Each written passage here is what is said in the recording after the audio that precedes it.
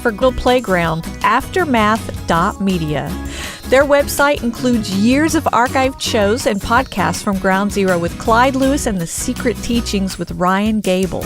You'll have access to over 200 documentaries and movies from some of the greatest minds in the last 50 years in their video section. In addition, you can watch live video stream of Ground Zero. Also, there's monthly chats with Clyde along with intriguing and educational webinars. Each subscription includes tech support, RSS feeds, a chat room, and social media channel. Be sure to check out their yearly specials for basic and premium memberships. So sign up today at aftermath.media.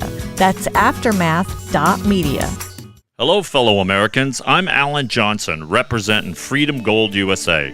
Today, I want to talk to you about something that's been on the minds of many conservative Americans: inflation and the looming threat of central bank digital currencies. Inflation is eroding your purchasing power, and if you don't take action, it's your savings, your retirement, and your children's future that will pay the price. But here's the kicker. The government is pushing forward with central bank digital currencies, giving them unprecedented control over your money. They can track every cent that you spend and potentially limit your financial freedom. At Freedom Gold USA, we believe in preserving your financial independence. So don't wait any longer. Protect your wealth with physical gold. Visit our website at freedomgoldusa.com or call us today at 1-888-411-1845. And together, we'll safeguard the American dream. Attention all Ground Zero radio fans. GroundZeroMerch.com is your one-stop shop for all things Ground Zero. Oh, wow. Show off your style with our exclusive collection of t-shirts and hoodies. They're not just comfortable, they're conversation starters. Need to keep hydrated during those long listen sessions? Get your hands on our durable water bottles. And now introducing our latest editions, a hand-picked selection of intriguing books that will keep your mind buzzing. GroundZeroMerch.com. Support Ground Zero and everything we do. My Patriot Supply is America's leading emergency preparedness company and believe it's every person's patriotic duty to achieve true freedom from our world's increasingly unreliable and fragile systems. The best way to do this is to invest in your personal liberty because you can't rely on governments or corporations for the basics of life. Act now and secure at least a 4-week emergency food kit full of tasty meals that provide 2,000 calories a day. They have dozens of emergency food storage kits to choose from, along with a variety of survival products. Despite these difficult times, My Patriot Supply has kept their commitment to you with well-stocked emergency supplies. They will deliver them quickly and discreetly with friendly 24/7 customer service.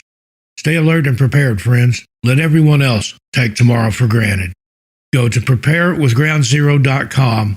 That's preparewithgroundzero.com. Do you want to know why your inalienable rights are so vital in these uncertain times? Check out the Unsuppressed podcast on aftermath.media. Join Wes, Bill, Patrick, and Avery as they discuss the fundamentals of urban and wilderness survival, disaster preparedness, gear discussions, and so much more. Check it out with your premium Aftermath subscription, and make sure you stay unsuppressed. If you're looking for a thought-provoking multimedia platform about current events, trending news, pop culture, conspiracies, and the paranormal, you need to sign up for Ground Zero's exclusive digital playground, aftermath.media. Their website includes years of archived shows and podcasts from Ground Zero with Clyde Lewis and The Secret Teachings with Ryan Gable. You'll have access to over 200 documentaries and movies from some of the greatest minds in the last 50 years in their video section. In addition, you can watch live video stream of Ground Zero. Also, there's monthly chats with Clyde along with intriguing and educational webinars. Each subscription includes tech support, RSS feeds, a chat room, and social media channel. Be sure to check out their yearly specials for basic and premium memberships. So sign up today at aftermath.media. That's aftermath.media. Hello, fellow Americans. I'm Alan Johnson, representing Freedom Gold USA. Today, I want to talk to you about something that's been on the minds of many conservative Americans: inflation and the looming threat of central bank digital currencies. Inflation is eroding your purchasing power, and if you don't take action, It's your savings, your retirement, and your children's future that will pay the price. But here's the kicker. The government is pushing forward with central bank digital currencies, giving them unprecedented control over your money. They can track every cent that you spend and potentially limit your financial freedom. At Freedom Gold USA, we believe in preserving your financial independence. So don't wait any longer. Protect your wealth with physical gold. Visit our website at freedomgoldusa.com or call us today at 1-888-411-1845. And together, we'll safeguard the American dream.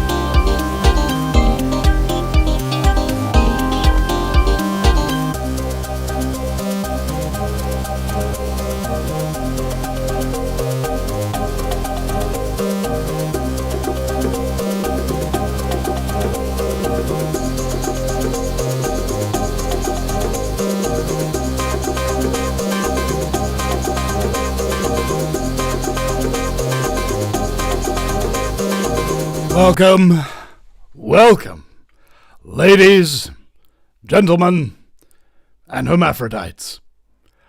My fellow slaves of the global plantation. The Vinny Eastwood show is bad news. It's like the news, but so much worse. It's the lighter side of genocide. Just because we're being exterminated doesn't mean we can't enjoy it. Otherwise, what's the point of being killed? The Vinny Eastwood Show, where the only thing worse than living in a high-tech global police state run by child trafficking Satanists is Vinny's jokes.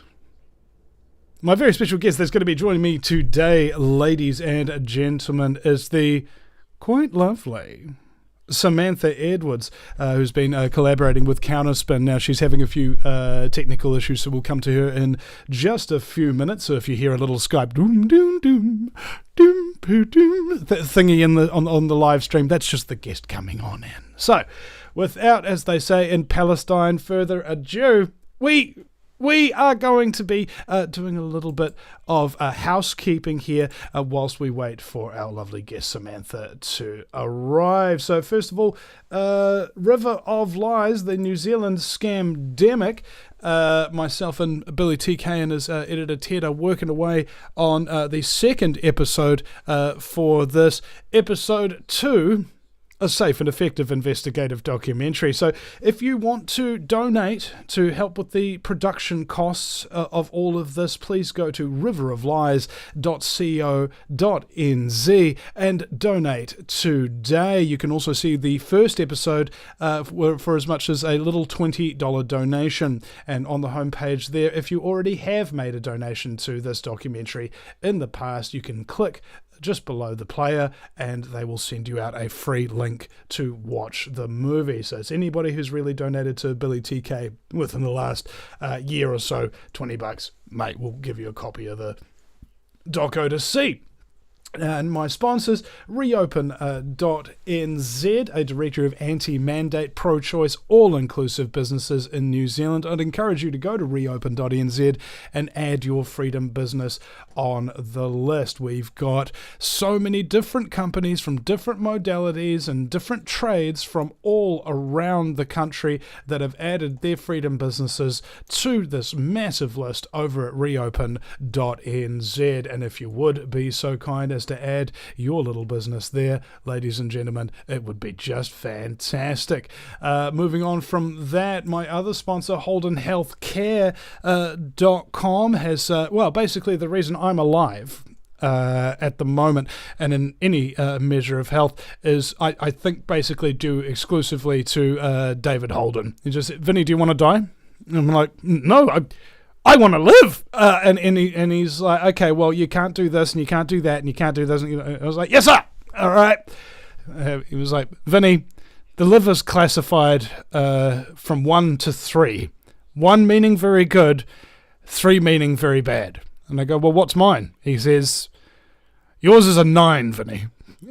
Whoa! This guy has amazing technology, nearly 40 years experience in naturopathic oncology. So if you know somebody who has been going through the medical ringer, being given drugs that make you sick or loopy or crazy, or you can't feel yourself, or having horrible side effects and things of that nature, it's because your body has the ability to heal itself if it's given the right tools to do so. And that's what naturopathic care is really all about. It's not about treating the symptom and making that even worse and addicting you to something. It's about really looking at the whole holistic circle of your health, your mind, everything. That stuff is really, really important to come into alignment in order to benefit your health. And your health is intimately connected to your freedom, as Nicola Grace from Health Freedom New Zealand nearly 15 years ago told me, because if you don't have your freedom, you can't enjoy your health. And if you don't have your health, you can't enjoy your freedom. So get healthy. Go to HoldenHealthcare.com today. And he's also doing a biohacking healing course for those of you coming up later on this year. I would encourage you to go to HoldenHealthcare.com/biohacking healing, one word, and go and have a look at all of the things that are going on there. So it's wonderful, absolutely fantastic, and I encourage everybody to get involved there. Now, the Vinny Eastwood Show archives, for those of you who are unaware, indeed the last show that I did was with David Holden. Interesting. So on the VinnyEastwoodShow.com, just go latest, and you'll get the list of all the shows that we've been doing and archiving by myself. It's a one-man operation, impossible to infiltrate. Okay, guys, with that being said, I would like to thank you all very much for coming on to the show today, and welcome everybody who's in the chat rooms, and say thank you very much for tuning in, especially those of you who are on the way over from the Rise Above podcast, who was on a little over a week ago, and I believe there was something along the lines. I think we've got a few people on Facebook, a few people on YouTube, and a few people on Twitch as well. So bear in mind that if there is a problem with the Vinny Eastwood Show broadcasting, or there seem to be episodes missing and things of that nature, Facebook and YouTube do delete, and if they don't, I do, anything that we do that is kind of like, it's controversial, it might be misinformation, those kind of things. We do try to get rid of those as soon as we can, and then upload them to BitChute, Odyssey, and Rumble. The links for those are on the VinnyEastwoodShow.com, and you can just go ahead and find those little logos and click on them and go and subscribe. We also have a Telegram channel as well. Now, we are a listener-supported broadcast, and here is Samantha. All right, Sam. Hey, Vinny. Hi. How you doing? I am borderlining on fabulous. Now, one moment, please, just to get my shizzle to gizzle. All right, and there she is, the lovely Samantha Edwards. She's looking more beautiful than ever, as she always does. Now, so, would you be able to... I can't hear you. Hang on a second. I just need to fiddle with some little... buttons. Yeah, you fiddle can with. Can you say something, Vinny? Yeah, I can say something. Ah, there you are. Why are you on full volume? You That's might want to weird. get yourself a pair of headphones. Yeah. Oh, well. I can hear you. Hang on a second. I'll just try one more thing. Yeah, that should be. Yeah, that should be fine. Go. Testing 1, 2, 3. 1, 2, 3. That's loud. Yeah. Okay. Gotcha. Fantastic. Now we also want to probably turn off notification sounds and things of that nature. But did you know that the word "irregardless" doesn't exist anymore? Apparently, somebody figured out that the word "regardless" means the exact same as "irregardless," and then I think that's obvious, Vinny. Yeah. Sorry, I'm gonna say. It was. But regardless. Irregardless mean that you do give a regard.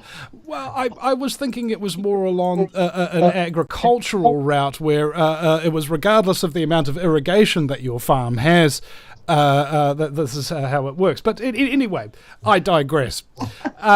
So without, as they say in Palestine, further ado, would you be able to just tell us a little bit about you, who you are, and what it is you do? What do I do? Well, I'm Samantha, and was Samantha Edwards. Changed my name back to my maiden name a while ago, Costello. What do I do? I mean, I talk about stuff and annoy people and ask questions about things, and that sort of somehow got me into the field of doing some work with counterspin and just everything that you've seen. Basically, I've done a few documentaries and I give a little bit of, well, I don't know, I wouldn't say commentary. I'd say I ask questions and get out there. Do you by chance ask questions to which you sort of already know the answer? Oh yeah. I asked a few to Winston Peters yesterday. He doesn't like me much anymore. Told me to go away. But yeah, I knew the answers to the questions, obviously. Yeah, I mean, when we're doing this stuff, it's always about the people listening, isn't it? Even when I'm on social media, half the time, the conversations you're having and the questions you're asking are for the benefit of people listening, not because I'm some know-it-all at all, not like that. It's just about getting a public conversation going about things, you know, and yeah. Well, in New Zealand, they say that it's a very, very small country, and if you're in the truth movement in New Zealand, it's even smaller than that. It's like a little microcosm. It really is like we're one little village, and everybody knows each other, and everybody knows what colour your poo is this morning. You know, that kind of thing. The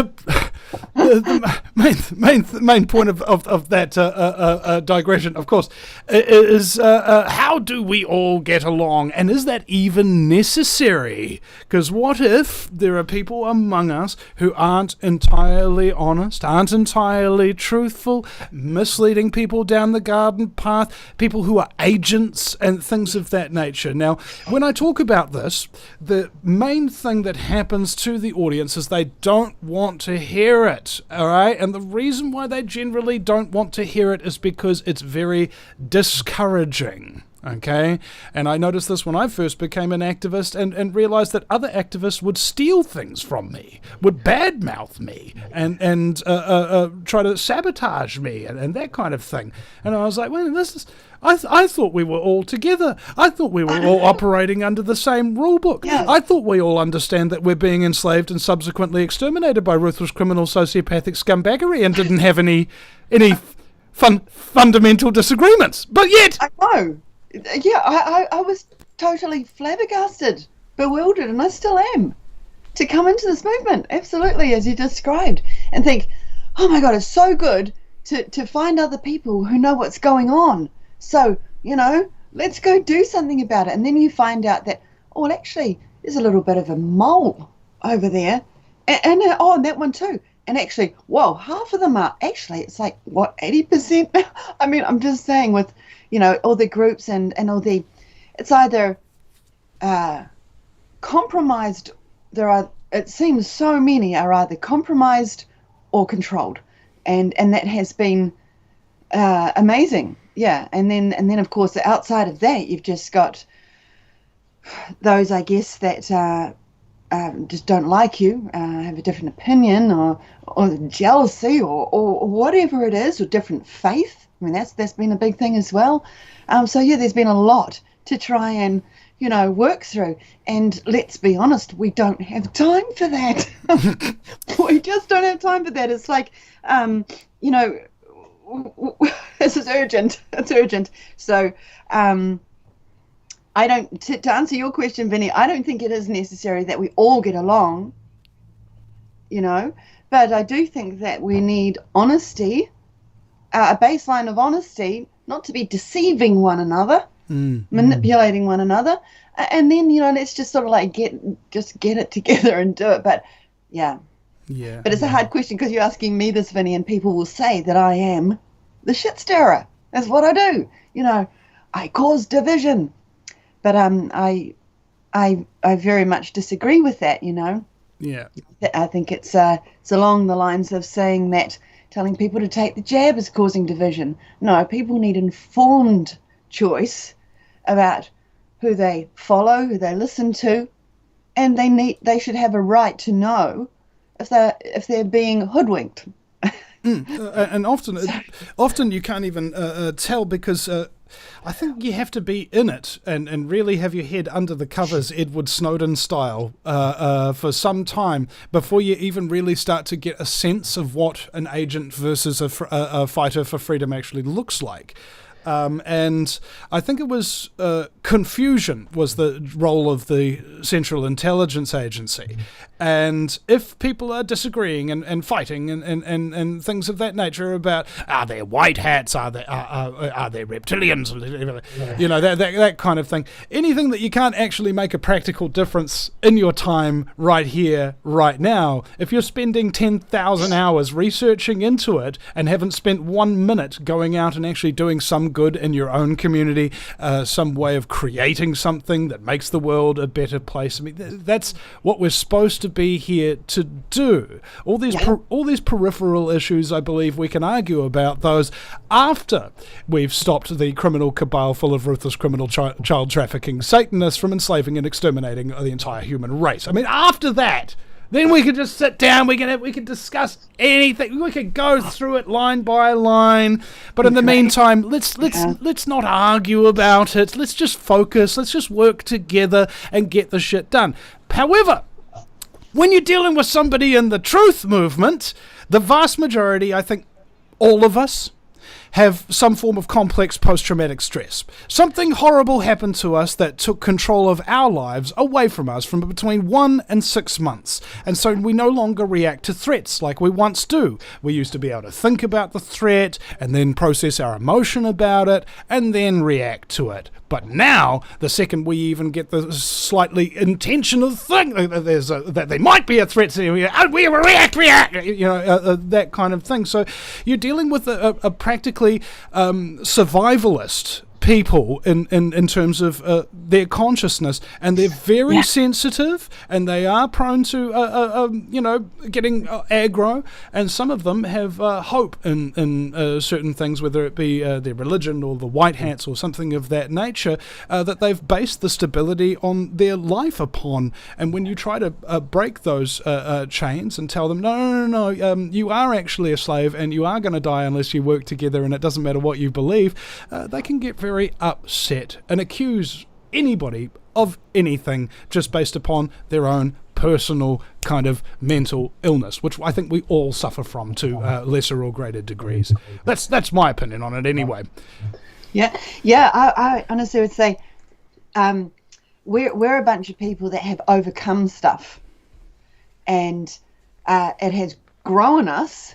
But yeah, we have perhaps some wounds or mental, psychological injuries that we carry as well. But it's like everything in life, you can turn it into something powerful, or you can, let it become your disability.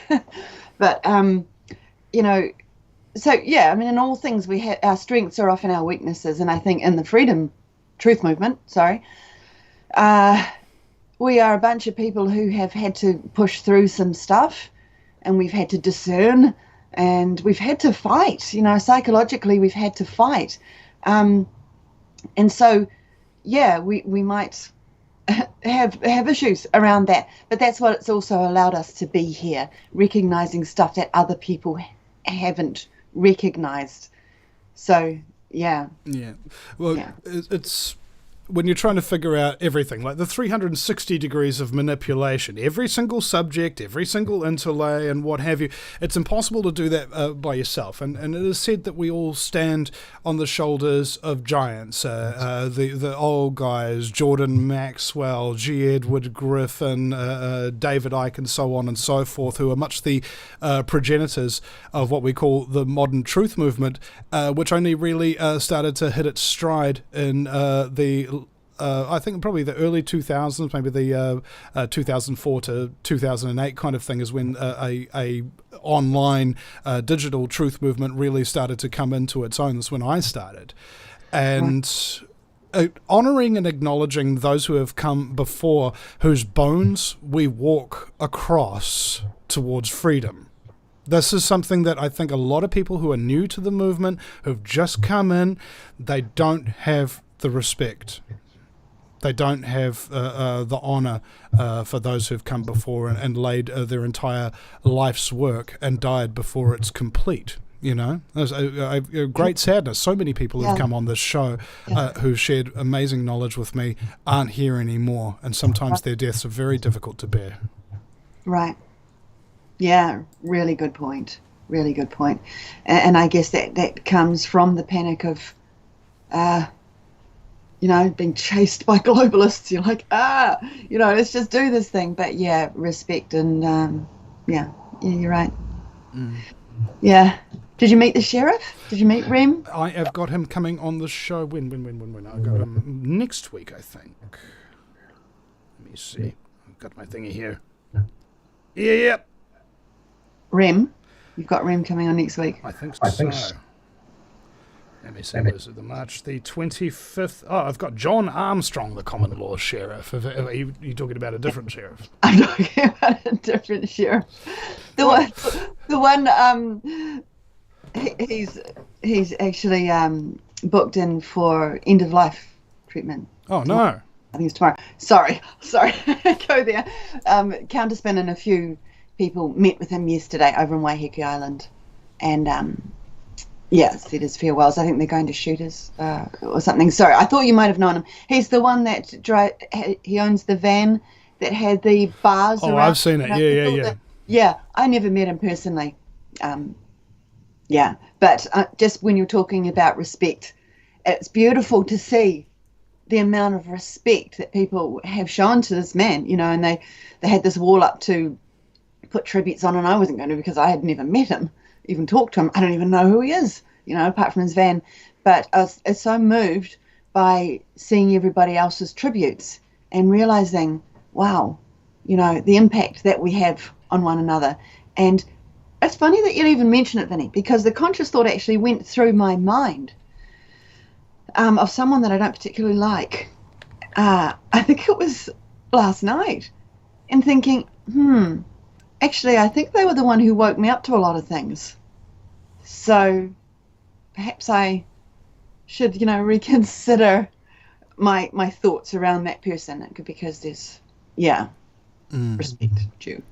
Well, it's a gifting thing. What they say is each of us have a gift. You have a gift at explaining things in a non-authoritative manner through the Inquisition, in the Spanish sense of the word, of course, because nobody expects it. You have the ability to ask those questions and to reach those conclusions as a result of your investigations, which is actually a very unique talent, a unique skill that very few people actually possess, and so therefore you have an obligation to play that role in our society. Much like my skill set is very unique. You can talk about a satanic child ritual abuse and make you laugh your ass off while you're listening to it. It's very unique skill set. You know, a little bit of a funny bone tickle here or there. Anyway, I have to laugh. Excuse me, I'm just going to try opening my curtain because I think the lighting's really bad. Okay. And that might make it even worse. It's kind of a little bit of column A, a little bit of column B. It's almost like it makes it a little bit more dance music-y. Oh, okay. Yeah. I'll shut it then. Okay. We'll just go back to that. Yeah. So really bad lighting in here, and I just was not organised. Yeah. But hey, I think we have to laugh, Vinny. You know, some people tell me that they don't appreciate my sarcasm, but majority of people do. So, you know, I try to keep that in mind as well.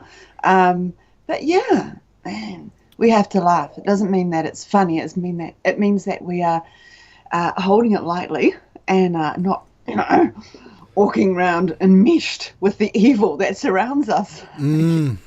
You know. Well, in World War I, there was a saying that when you light a cigarette, the second person to light it gets the bullet. All right? And what this means is that when you come together in the trenches and you light a cigarette, immediately the enemy can see you lighting that. And the second one to come along to light their cigarette, suddenly they've got the gun trained on them. And in the truth movement, it's context, not entirely dissimilar. I've made myself a target, and now other people who come along, who share the spotlight with me and stuff like that, they're concerned that they might become targets too. And I don't like this whole non-freedom of association thing, and I don't like being judged by the company you keep sort of thing. What I believe is important is that our own actions is how we should be judged. None of us are perfect. We're all flawed, and I think that's probably because the Anunnaki blood that we were created with thousands of years ago was a bit crap. You know, and so we've got all sorts of disorders and things of that nature that the rest of the animal kingdom just don't. And so getting along isn't really the most important thing. Vanquishing the enemy so that we can continue to survive, I think, is probably the main priority here. And people who got personality, lots of people hate me. And won't talk to me simply because I helped Billy TK out back in the day, right? It was just they make this immediate conclusion and just like, this is who Vinny Eastwood is because he's standing next to this person. He's just like, no, I was here long before him. I was here long before anybody else. You know, 16 years, 6,000 videos, 2,000 interviews, 20,000 hours of content. And the only reason why I'm not, you know, huge, massive today is because that was all taken from me. All right? And so when it comes to free collaboration, you can learn anything from anybody so long as you don't judge them and you just want to listen to them and you just want to work with them. And I think that's the best approach, especially in a truth movement as small as New Zealand's. Okay, yeah, excellent. Excuse me.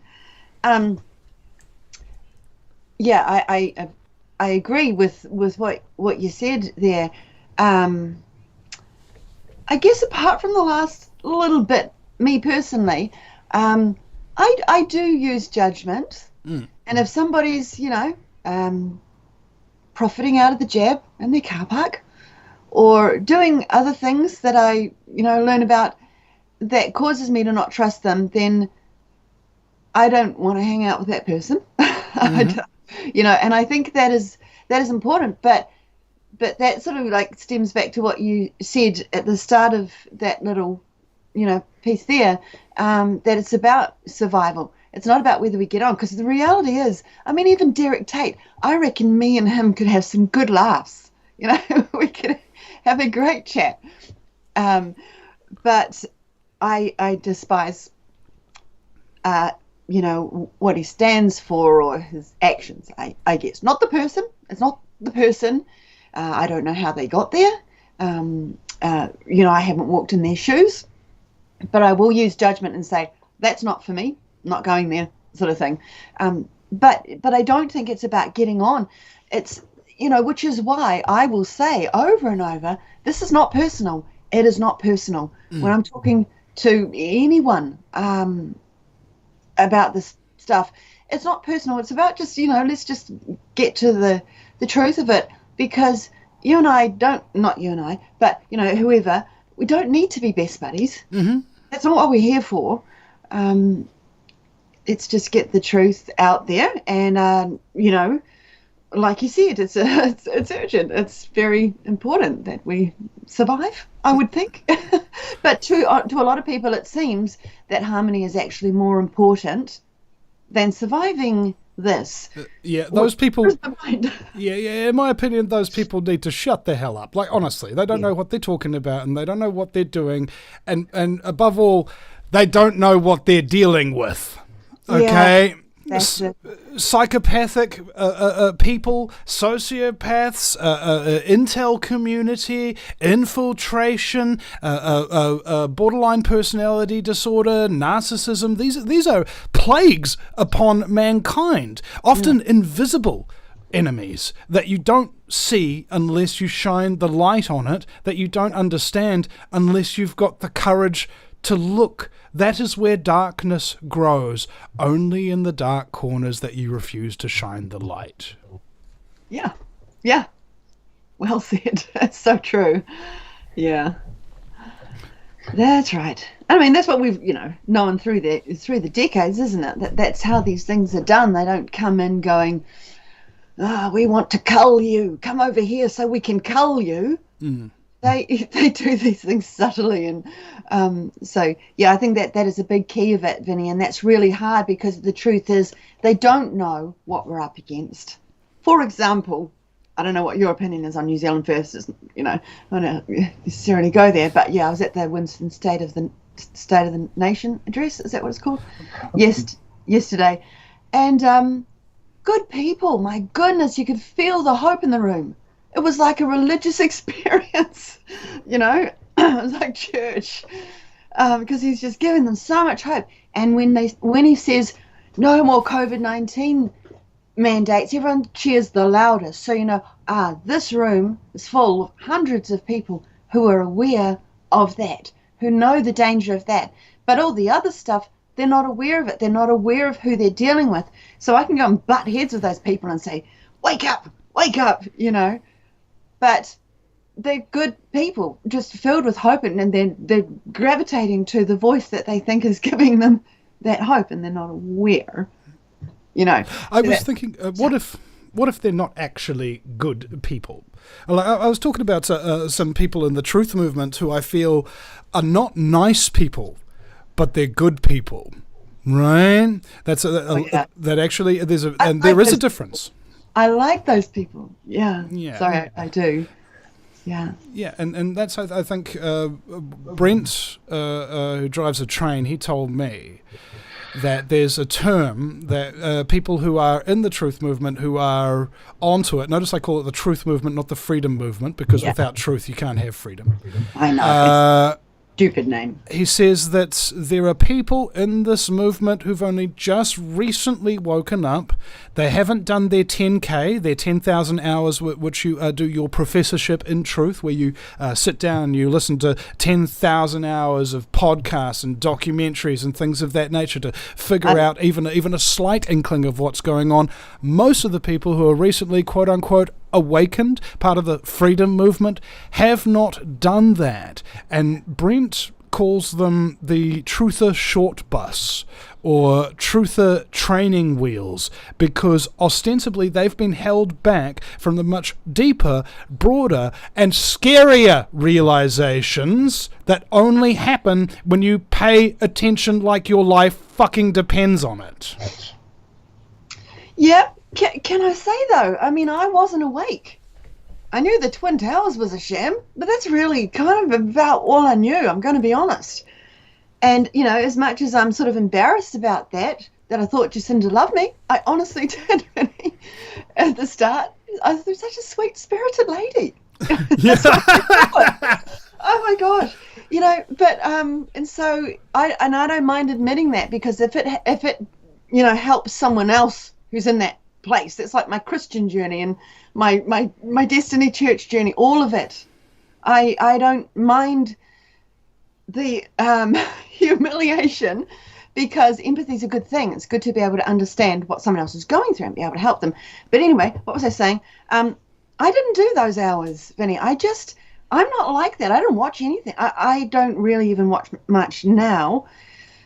Different things speak to me, behaviors, and, it was the hiding of stuff, and it was the weird.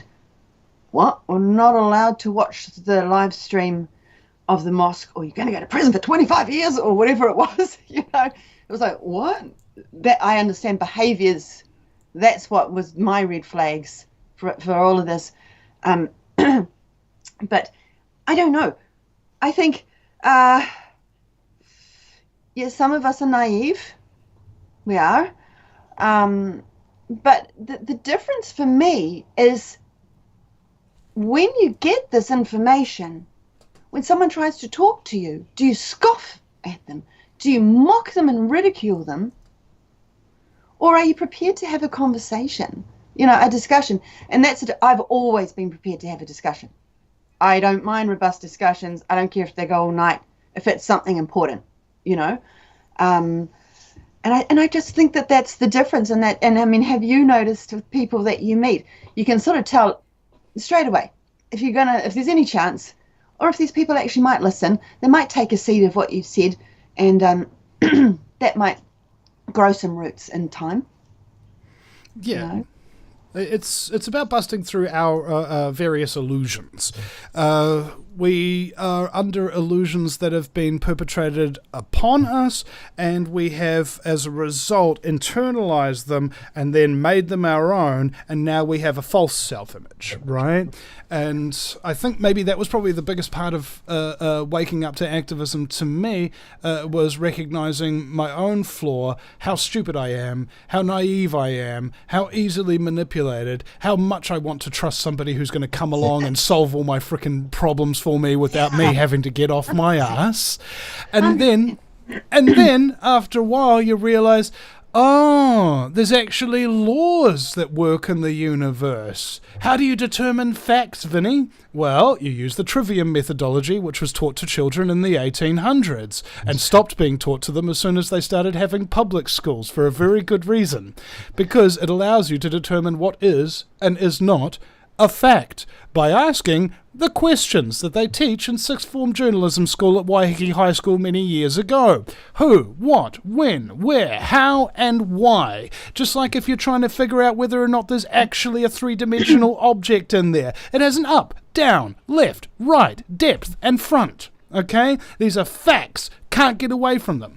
And I said for a long time, facts don't care what I think. They don't care how it makes me feel. They don't care what I believe. There's only two things you can guarantee about them. They are what they are, and they are not what they are not.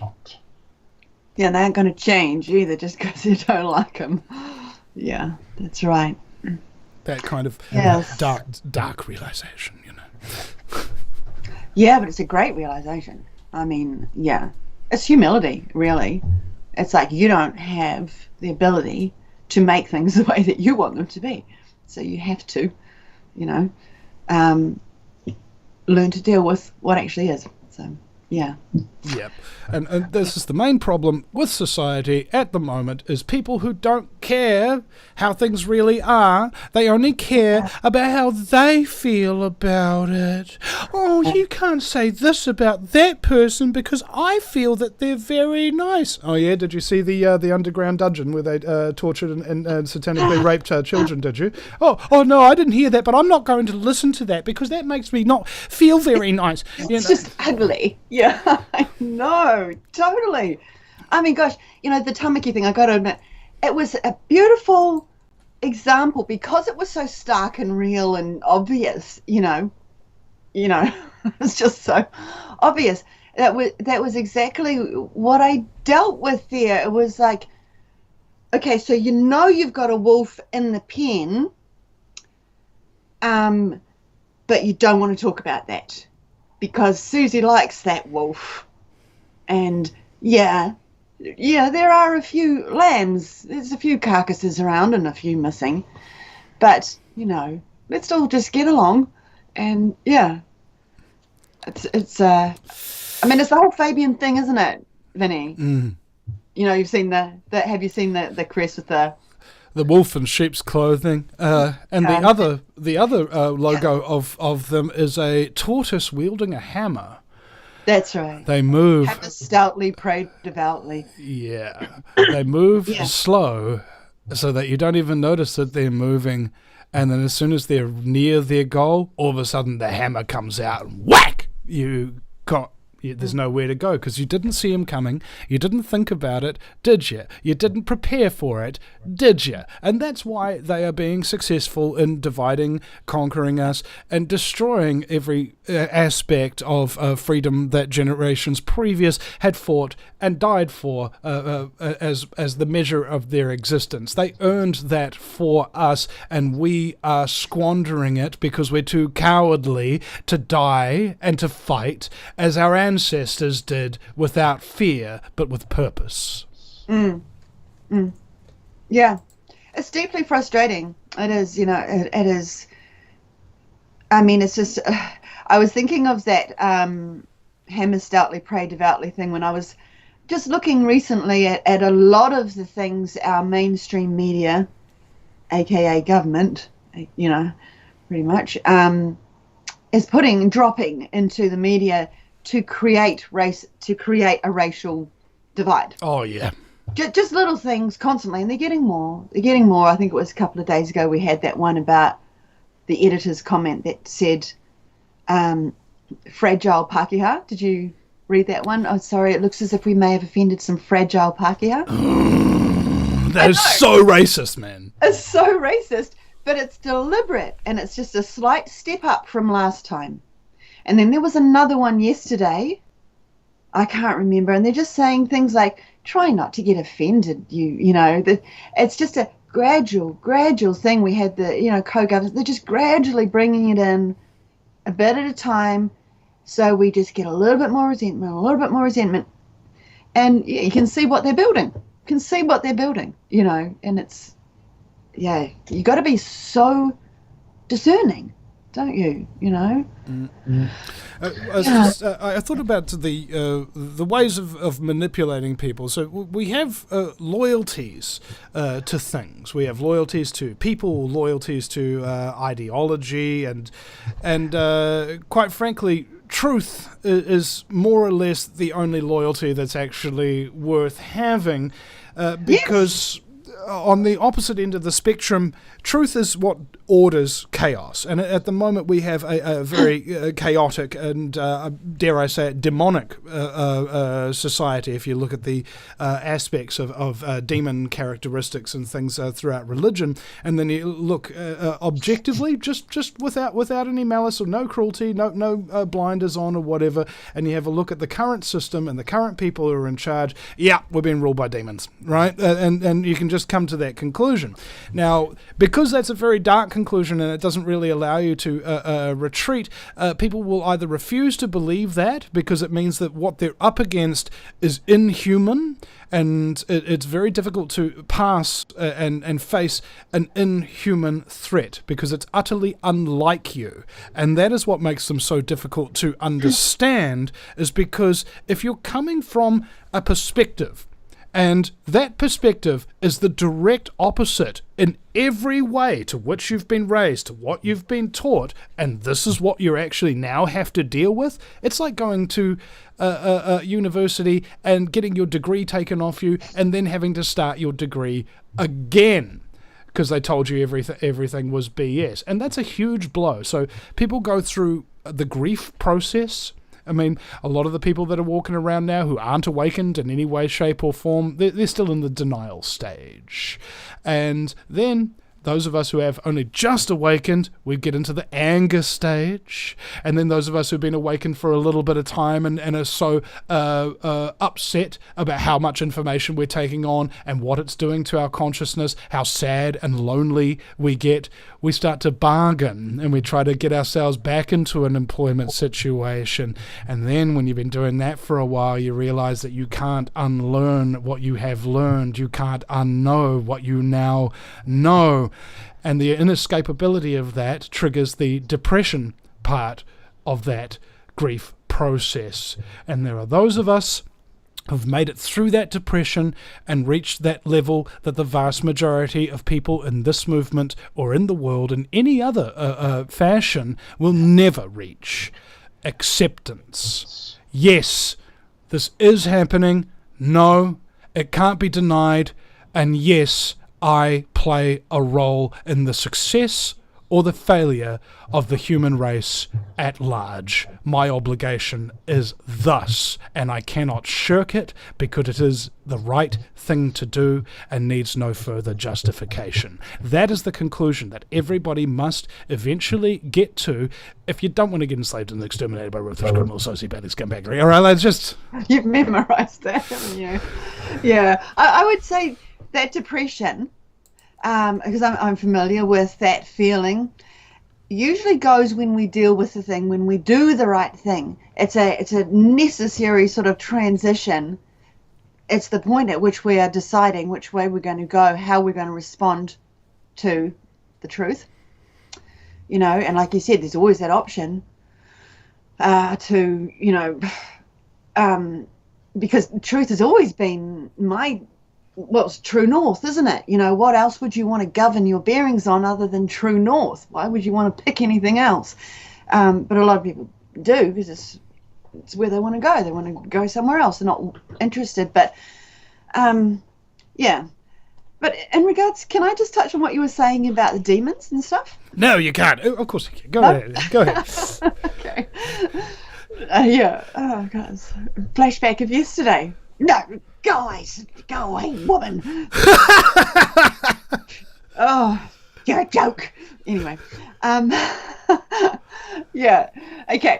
What do little kids do if they want to look scarier? If they want to, you know, if they want you to feel intimidated by them because they happen to be only this tall, so they're not very scary. So what do? They take on a character. They put on a costume. You know, and then they've got their costume on there, you know. I do believe that is what is going on, and I totally respect your opinion, Vinny, about, you know, we're being ruled by demons and stuff. This is just my thought process at the moment. This is like what I'm going through. That a lot of them wear this like a damn power suit because it has exactly that effect that you were just describing, where we then think this is undefeatable.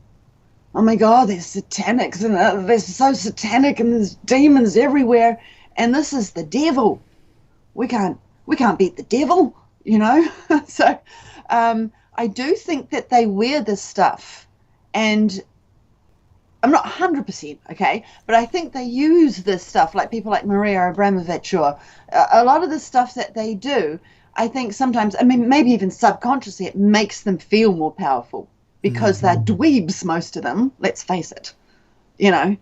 So John Podesta, when he's got all his satanic artwork in his house and his friends walk through, I think he probably feels pretty tough and pretty scary, you know. I don't know. I think that people do have the potential of just being plain greedy and evil, murderous, control freaks. And that potential lies in us. And that the blame actually kind of lies with those people, not so much the demons. That's what I just have a thing about that, because I've been so deep into religion, and I see how these narratives, especially the apocalyptic ones, where the devil's going to win here on earth, but then Jesus is going to win, so it's okay. And that's repeated through pretty much all the 4,000 religions, is this narrative of the apocalypse, of the bad overtaking humanity, lots of people die, martyrs for the truth. But then after death, they're saved. And I think that it's a narrative that we need to wake up to, because that's what they'd love us to think. That if we surrender, because this is unavoidable, so, you know, just get yourself right with God and surrender. And then just trust that it'll all be all right in the end when you know, as we know, it's what, 0.00001%. We could damn well overtake them if we wanted to. They are just people. Toffee-nosed aristocrats. Easily I remember James Corbett was talking about this. There was this French philosopher, I think, 400 years ago. He was looking at the dictators of France, and he was wondering why people obey them. They weren't big in stature. They weren't strong. They weren't combat-capable dictators. They were weak. They were fragile. They were emotionally immature. And he was just curious as to why somebody would do what that person tells them. And the conclusion he came to is indifference. If people don't actually care enough about their people, their society, themselves, you will basically go along to get along and let any demon run amok. And when I say demon, I'm not talking about like quite literally like Beelzebub's in Jacob Rothschild's body and now he's floating around somewhere. I'm not talking about quite literal. I'm talking about back in the day, they would come up with stories, tales of werewolves, vampires, and things of that nature to describe aspects of a personality characteristic that psychology had not yet identified. For example, if we look at a werewolf, what is the main characteristic of them? They are shape shifters. They change their form. And nowadays in psychopathy, you are able to lie and manipulate to the point where you actually believe your own lies and manipulations. You change your name and suddenly you're a different person. You can continue your scumbaggery, right? And so with vampires, what is the thing that kills them? The light. What is light? Light is truth. And what are psychopaths most afraid of? Being exposed. Isn't it interesting, though, that they are characters, aren't they? They are fiction. And there comes a time, I think, that we need to sort of grow up. I mean, it's even in the Bible talks about these things, where we realize these are metaphors that we give ourselves to understand, and they're fantastic metaphors. But the reality is that they are a small group of people. Probably only a few hundred. If we took out, we could probably fix this thing, It was like on Captain America, the Winter Soldier. Their plan to enslave humanity was to use an algorithm to figure out who might ever possibly think against them or stand against them. Their voting patterns, email records, phone calls, SAT scores. And they figured that they could enslave completely, forever, 7 billion people by sacrificing 20 million. And I think that is actually a metric that is about right. I think there might be 20 million soulless, evil, scumbaggery individuals out there whom, if removed, it could actually secure humanity for generations, maybe even 1,000 years of life and peace and art and expansion and the exploration of space, both inner and outer. It could happen. But the question is, how do you actually go about that without them finding out that that's what you want to do and coming, and because they've got surveillance of all of this kind of thing. And I think that, what was it? The vast majority of people you ever see committing some kind of act of terrorism, the vast majority, they turns out to be government operatives or patsies or something of that nature. These people who do these things to us and then blame us for the horrible things that they do. It's just a gaslighting BS. And I remember I was talking with the historian for the gang, the Headhunters. And when he was a boy in South Auckland, because he was white, he used to get picked on quite a lot by a lot of the Pacific Island kids. And one time he got bashed over and his money got taken off from him. He went to his granddad, and his granddad said, "Stop crying, boy. Go back there, find him, punch him in the nose." Didn't get picked on again after that. And people think that violence is a bad thing. And they're right. Violence is a bad thing. The use of defensive force, on the other hand, is an utterly good thing. It's an utterly good thing that we all have a right to do. Somebody trying to murder you? Yeah, well then kill them, right? Exactly. Period. And people need to stop pussyfooting around and say that, yes, these people are evil, these people are exterminators, and we've got to get rid of them. Period. 100%. Yeah. Again, it's, because I was a Christian for years, I kept thinking it was scriptures, but even the Bible says oh God, what does it say? The kingdom of God suffers violence and the violent take it by force. So that's talking about, the land of milk and honey actually requires a bit of violence if you want to lay hold of that thing. That's just, it's a reality, isn't it? And we just, they've done a very good job of indoctrinating people into thinking that, you have to just take whatever they want to do to us. No, we don't. So I was with John Ansell yesterday, John A. Oh, yeah.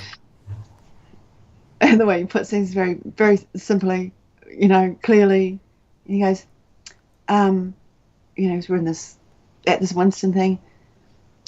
I can't remember how he said it, but just, so if Jacinda has taken lots of lives, she needs to die, right? Isn't that what we do when people murder stuff, to murder others, to make sure they don't do it again? Do we not kill them? Sort of thing. And I'm like, yeah, that makes total sense. It makes total sense. But to even say such a thing, We need to get over that cowardice, I think. Mark Passio enlightened me. He wasn't the person who discovered it, of course. It's an old thing. Is natural law, and it's basically defined on the one principle of the universe, which is immutable. It was true when the universe came into existence. It'll be true when it closes up. You can't take that which does not belong to you. You can't take people's stuff. You can't take their lives. You can't take their feeling of safety in their person or in their homes. And anybody who does that has abdicated their rights, I think. You murder somebody, you've abdicated your right to life. You smash people's stuff up, you've abdicated your right to have your own stuff. That kind of thing. Punishment and reward. This is what they say is the most important part about parenting. And they talked about raising children, but they've not run through the gamut of conclusions that means that raising has not to do with how many years you've spent on the earth. Is your consciousness being raised? Is your spiritual awareness being raised? Is your skill sets and your ability to work and create things that don't yet exist, that are only existing in your head, being raised? That is what being raised actually is. And when you have a bunch of children who are in adult form, and these are the people that you're going to rely on to save you from this group of criminal psychopaths? I don't think so. Yeah. And so, stop being pussies. Passio said that was the 4 horsemen of the apocalypse. Apathy, ignorance, laziness, cowardice. All right? You got a real problem? You don't care? Yeah. You're too much of a pussy? Fear has got to be in there, don't you think? Fear has got to be in there? No. Fear is the progenitor to courage, and cowardice is a natural reaction to that as well. Yeah.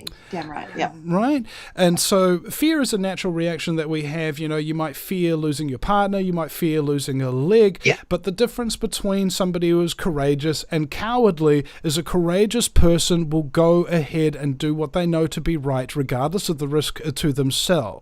Whereas a coward will only think about the risk to themselves, and they won't think about the risk to broader society and future generations should they persist with their cowardice. Yeah. So how do you combat the indifference in our society? I was thinking a societal-wide liver cleanse. So let me hear me out. What we've got drinking problem in this country, and what a lot of people don't know is that when the liver is damaged, the first thing that is symptomatic of that is apathy. All right. You ever spoken to somebody who's a bit of a drinker and told them about something that's really concerning and really important? They're like, "Oh, I don't really care, mate." It's because their liver is fucked.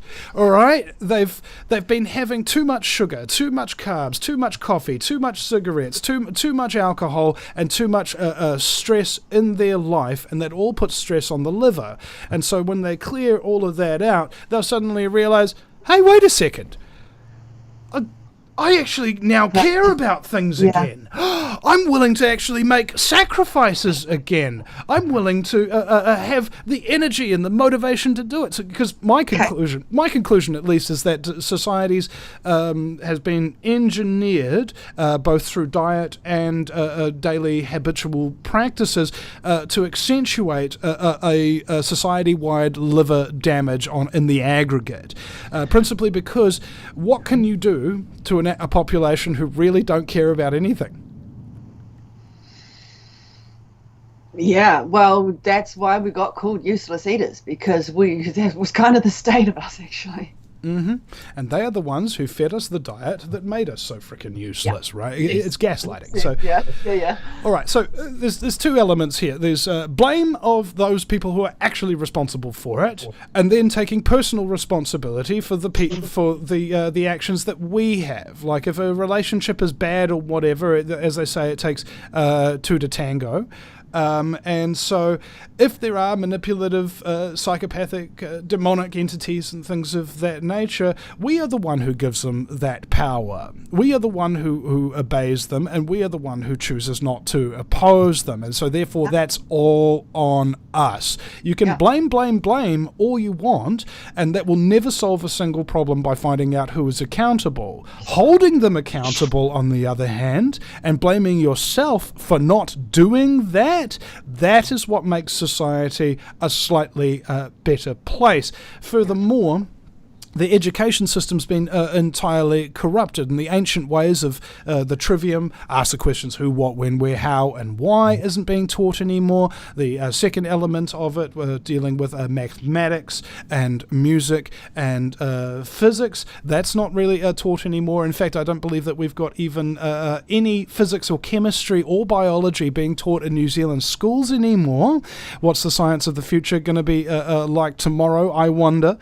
And so the education system needs to be changed, and the diet has to be changed, I think, the entire social constructs. Now, this can only really be done piecemeal. It's going to take, I think, at the very least, 3 generations. Like, here we are at point A, and point B is we have a moral society that does what they are supposed to do in terms of responsibility, because they've been given the tools to know when somebody is lying to them and take personal responsibility for vanquishing that mother.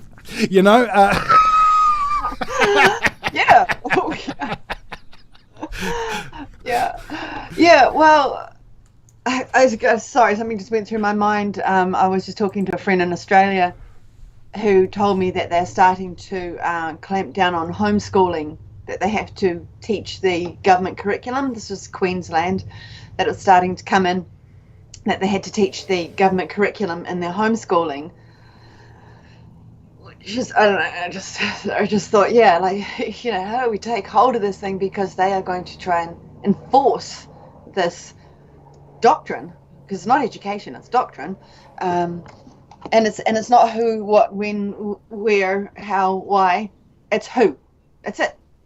Who, us, what we say. That's it. You know. Yeah. So what do you do in a physical liver cleanse?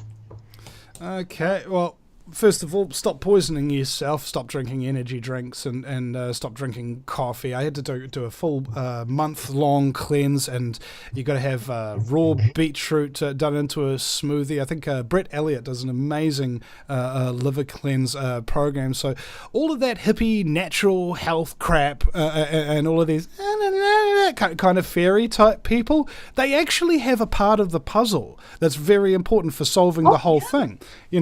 Disagree with 99% of what they believe, but every 1% of what somebody believes is usually based on some kind of truth, right? Oh, yeah. Yeah, we've all swung the pendulum in some way because we have not been allowed the truth. We've not been allowed to live in the fullness of truth. So we swing this way, we swing that way, and we all have a bit, Okay, so the parallels to, to stop poisoning yourself and the physical, and to what we're dealing with here, if we do suffer a psychological toxic liver, would be what? Yeah, it's separating from. I mean, what were we a decade ago? We were a nation that sat around and just watched sitcoms, and we just tuned out, weren't we? Just tuned out. Escapism. So, and that's kind of what, I mean, the main damager of liver, I believe, is alcohol, or one of the most... Well, I think it's actually more like carbs and sugar, actually. It's a thing that children are given sugar very, very early on, and so they develop a taste and an addiction to it. And that is the main thing, is because all of us who are addicted to things, I'm addicted to things, you're probably addicted to things, whether they be substances, behaviors, or ways, things that we spend our time doing, and all of these addictions are caused by what we would term as unresolved traumas. All right. Now, if somebody comes up and assaults me and then I beat the crap out of them, regardless of the physical trauma that I suffered during that assault, that issue's resolved because I stood up for myself and I did that. But when you're a child and you're physically abused by your parents like I was, or you're neglected by your parents like I was, as a child, there's very little you can do about it. You can't beat up dad back. You can't make mum feel bad about the neglect and stuff like that. So you carry that shit with you. And how do we cleanse that stuff out? And honestly, I think the reason why society's had such a cacophonous accumulation of mental illness over the last years is because of the criminalization of mushrooms and cannabis and lysergic acid and MDMA and a lot of these other things which have been starting to get studied a lot lately as being remarkably beneficial. Somebody could be in a dog box of their own making for a decade and then have one trip on mushrooms with a guided meditation and just be like, wow, I suddenly see the truth. So I've met a couple of guys who are incredible enthusiasts of psilocybin, and they think that very micro doses can even be given to children, and these guys have a plan to, well, they don't have a plan, they have a hope one day that it would be part of our daily diet, that it will be part of our water supply, and so the ability to get over and process things in the ancient ways. This is how ancient tribes and cultures and shaman used to work. You take the sacred substance and then you go through a guided experience by which you can see your true self, truly come to terms with who your true self is without any illusions. So with education, with diet, with that kind of healing modalities, I think that there's a possibility for each of those veins to sort of come together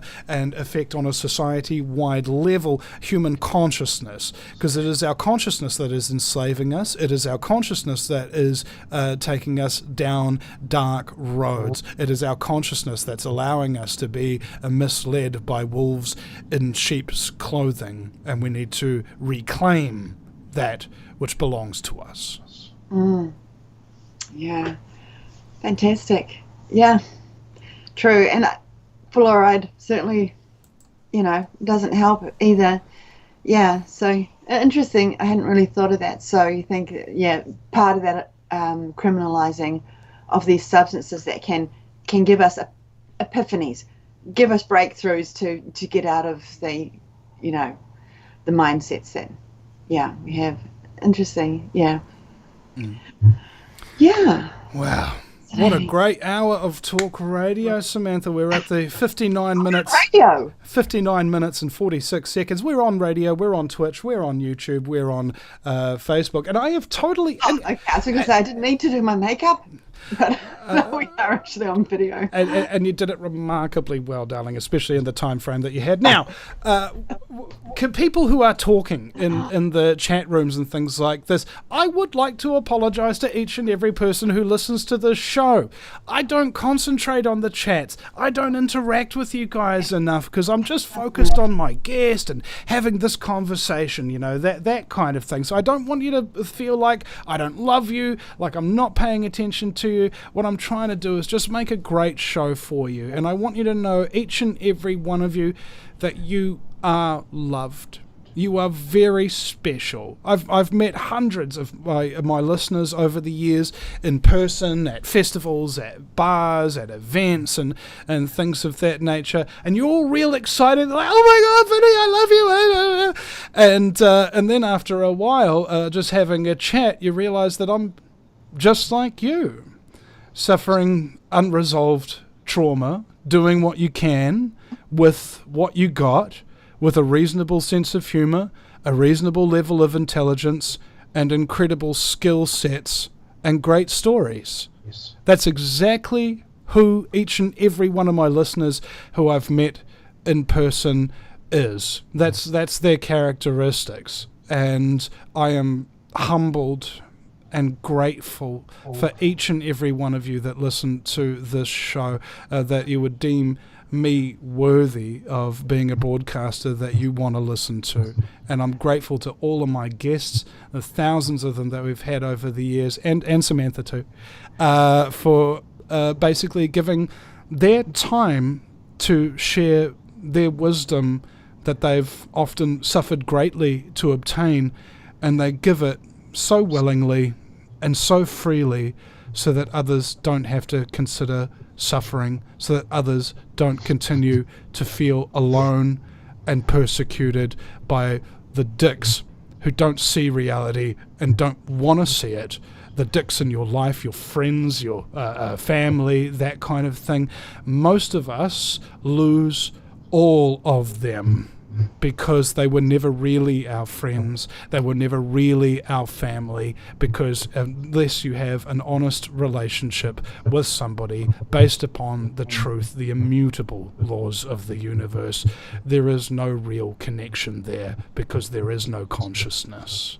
And so I just wanted to make sure that was known to each of you listening right now, is that you are very important, not just to me, not just to the show, but to everybody you ever meet, because you are the example that others are jealous of. You do exactly what you think is the right thing to do, and you make them look bad, and that's why they abuse you, that's why they hate you. It's because they're weak, cowardly, and they don't care, and they're too lazy and ignorant to see you for who you really are and the value you bring to the game. The great game between light and dark.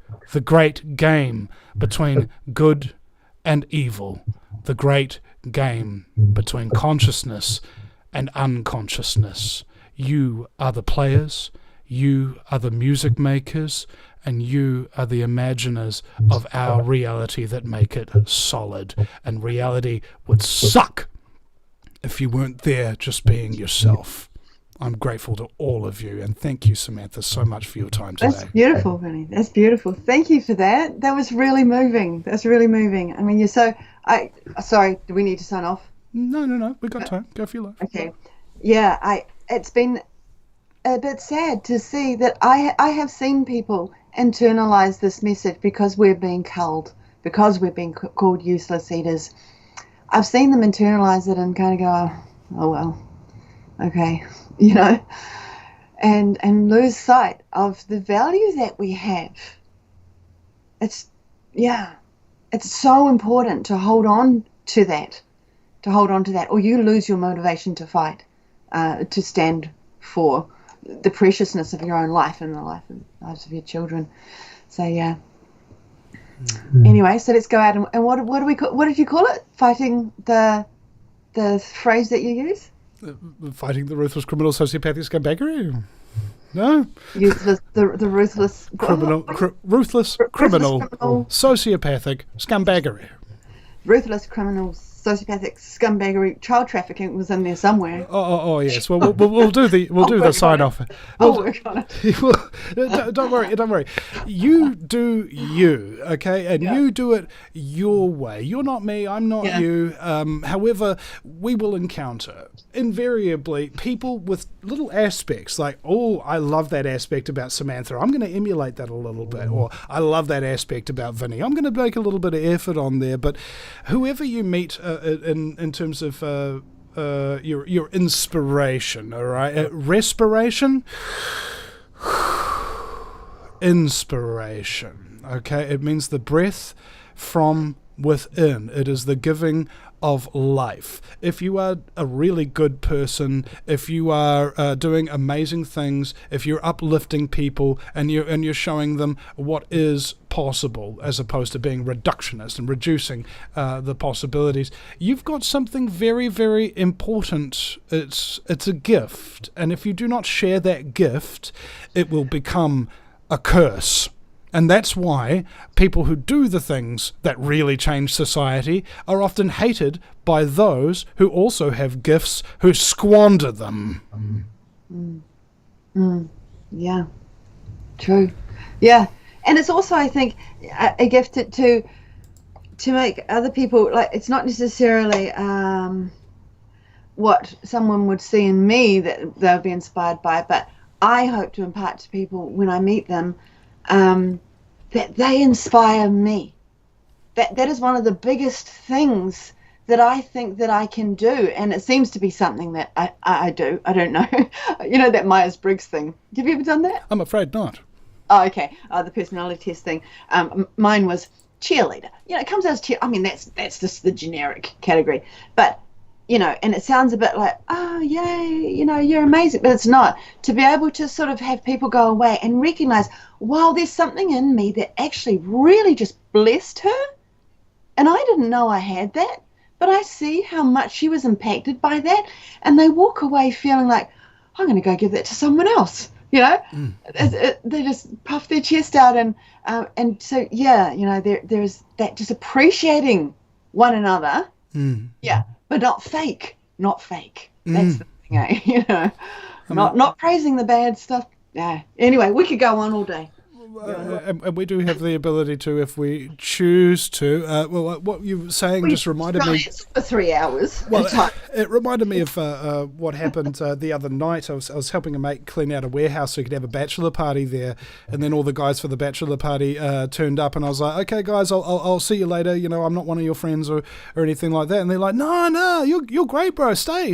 And I was like, "Really?" And they're like, "Yeah." I was like, "Wow, that's so nice." And then one of them was he looked really, really sad, really depressed, like sitting by himself outside of the warehouse, just with a drink in his hand. You know that kind of 1,000-yard stare they talk about when Marines get.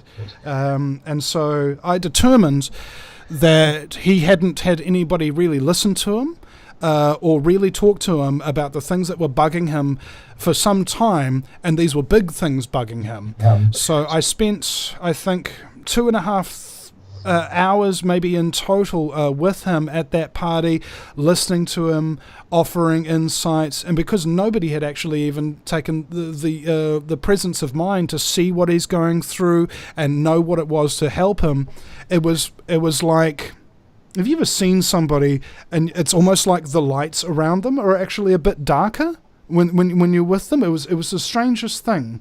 And then after I'd helped him through this, the lights around him actually started to glow a little bit brighter. Like it actually affected the electricity in the movement. Like this guy I saw as quite talented. You know, you ever run into somebody who's so talented that you actually feel intimidated by it, but you're just there as this humble person trying to help them through something. And if you do, this light comes out and you can see almost like a change in their aura. It was like that. I was crying, he was crying, and we're supposed to be having a bachelor party and drinking tequila and stuff like that. It's whatever time, whatever place, there is never an excuse to not see somebody that you can help and refuse it.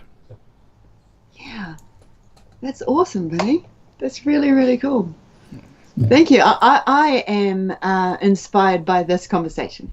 Yeah, I am. Thank you. It's really, it's so easy when you're in this fight to get all in your head and to get all fierce, and to forget what it's, what it is fundamentally about.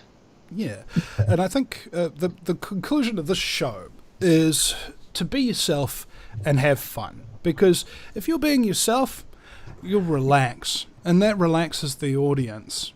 And to have fun, because if you're having fun, the audience is too. And I think that this is probably the best part about life, is these really amazing, deep, relaxed and fun conversations with people who've been through a lot. This is where you get the most valuable knowledge in life. People, they're like treasure chests. You just open it, it's like, oh, and they start throwing things out and you're just like trying to catch them. And so I love it. That's right. And this is what you're dealing with when you're dealing with really dynamic and talented and interesting people, which virtually everybody in the truth movement is in their own unique little special way. Otherwise, they never would have awakened, and they'd still be working for the National Party or something like that, writing their scripts and helping to continue to manipulate mankind. And then they get a sort of awakening, right? And they quit.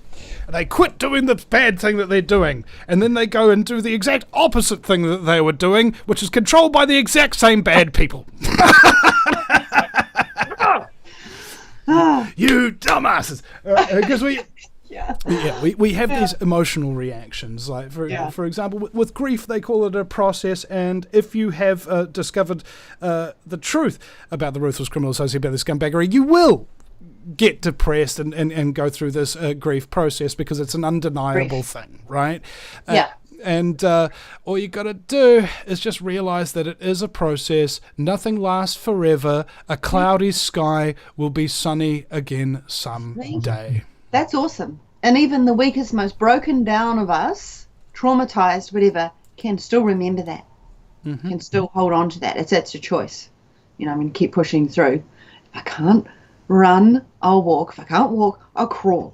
Just as long as you're making some progress, you will get there. And I remember that trauma phase. Oh my gosh, horrible. Yeah, that's why they gave me the gig, because there's so many people out there who listen to shows like ours who need to not feel alone. They need to not feel like somebody thinks that they're crazy.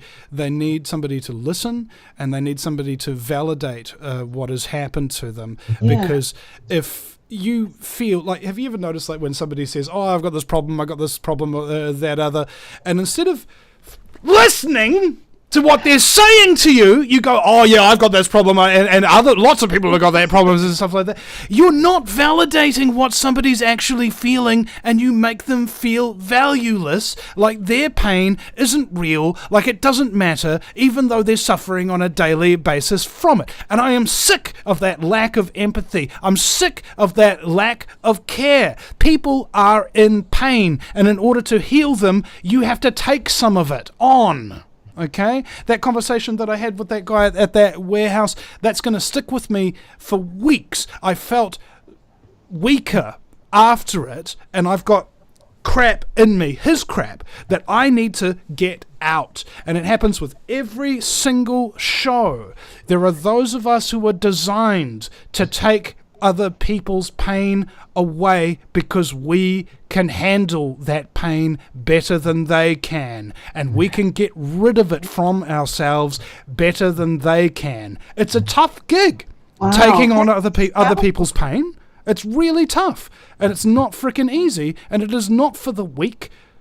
It is not for those people who want to live a happy life, because a happy life is worthless without purpose, without meaning, without leaving something behind for future generations that you will never benefit from, but they will. That is supposed to be the purpose of your entire existence. And anybody who denies that will be forever depressed and forever sad and forever angry and forever blaming others for the frickin' raucous, terrible life that you yourself, through your choices and your actions, have created. Take some responsibility.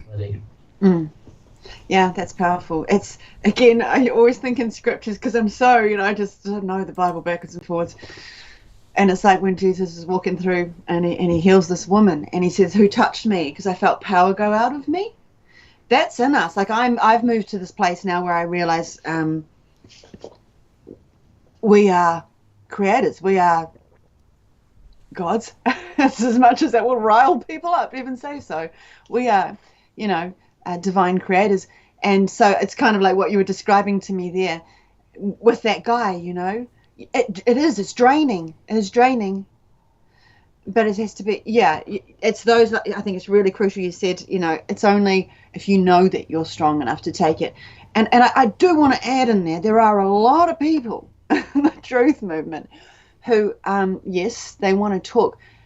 But, I mean, it's like they want to talk for 3 hours every time they ring. And I do care. I do want to listen, but I don't always have that amount of time. So it's like, what I'm trying to say is, when you want to tell someone something and you want them to listen to you, also just try to be aware that you actually do need to listen in return. A little bit. I don't know if you've noticed that in the truth movement. There's a lot of people who talk a lot, and that's not a bad thing. I'm not saying it's a bad thing. I'm digging a hole for myself right now. But but yeah, there is definitely a thing that if you want to be heard, you do actually have to listen as well. And if you can keep that in mind, you will afford yourself these interactions, these exchanges that will benefit you no end. But if you just bombard someone, you might not get what you need. I mean, maybe you're more patient than me. I don't know. Anyway, I'm going to shut up because I'm just digging a hole. Well, no, it's actually a very important point here, is that we all have limits. And I think it was, what did we go through? Like 5 years of crap, I think. Christchurch Mosque Massacre all the way through to the end of the 28 months in court over being arrested for standing within 2 meters of another person, which I'm now convicted for. I'm going to get that framed, I think. Maybe engraved. But anyway, the point I was trying to make here is... You so should. You should celebrate that, the ridiculousness of it. So you can laugh at it every time you walk past. Well, the essence of comedy is that which is ridiculous. Right? And that means that I think... you have physical limits, and you have emotional limits, and you have intellectual limits. Like, for example, I'm pretty freaking bright, but when it comes to nuclear fission and the physics and the formulas to it, I'm just not in a capacity to be able to understand that stuff, right? I can't. Be able to have that conversation. Don't have a conversation with me about how complex Chinese characters in their alphabet are. That kind of thing. I just don't know, right? So I know my limits. And it's the same thing with emotional limits. And so if you are an empath like me, if somebody talks to you, you don't hear them, you feel them, okay? And all feelings, like if are to do with different things. So if somebody's punching you, it's very, very different to somebody who's giving you an emotional dick punch. You know what I'm saying? And so the emotional punch is much, much more difficult to get over. Your body knows how to heal a bruise. It just does that. You put some cannabis oil on it and then you're all good. But when it comes to emotional issues, often the saying is that counselors need a counselor. Paramedics need a paramedic, and so on and so forth. So you need in my opinion, number one, to know what your limits and strengths are, so that if somebody just comes to you and they think you're the person who's going to listen to them and hear them out and solve all their problems for you, but if you're not actually that person, if you don't have that capacity, just tell them, look man, I apologize, I'm dealing with my own stuff at the moment, and I don't actually have the reserves of empathy to be able to give this to you. I don't want to be mean, but if you keep talking if you keep talking to me like that, I'm not going to be able to help you, and you're wasting your time. Here's I don't give a shit. No, here's Vinny Eastwood's number. Go bother him. That's that's a great way to put it. I don't have the reserves of empathy right now because I am dealing with stuff. It's great. Yeah. All right, but at the same For time, me it's time usually, but yeah. Yeah, well, I mean, but at the same time, it's about acknowledging that. I think probably the best and easiest way to do it is what I did with my mate Jono, who's been texting me during the show. He was up at court, and he was facing, I think, up to 7 years in prison for quote unquote intimidating the police. He was just in an emotional state, and his dog had been murdered by his next door neighbor, and the police weren't doing anything, so he just yelled and did something in the police station, which they then arrested him for. Very sad. And the quickest, easiest one: throw your arms around the person, give them a 15-second, 3 long, deep breath hug, and just whisper into their ear, "You didn't deserve this. What's happening is not right, but you are strong enough to survive it, and soon everything's going to be okay." And really mean it when you say it, because you know it to be true, not just because it's an empty platitude. And that energy that happens when you really hug somebody, you get these twin magnetic fields coming out of your heart and of your brain, and they charge each other, much like two knives with their sharp edges suddenly making each other sharper. Hormonal balancing, all of that stuff is so utterly important. That physical embrace and those spells that you cast. That's why words are so important. That's why it's called spelling, because every single word you say can have an effect beyond the audible.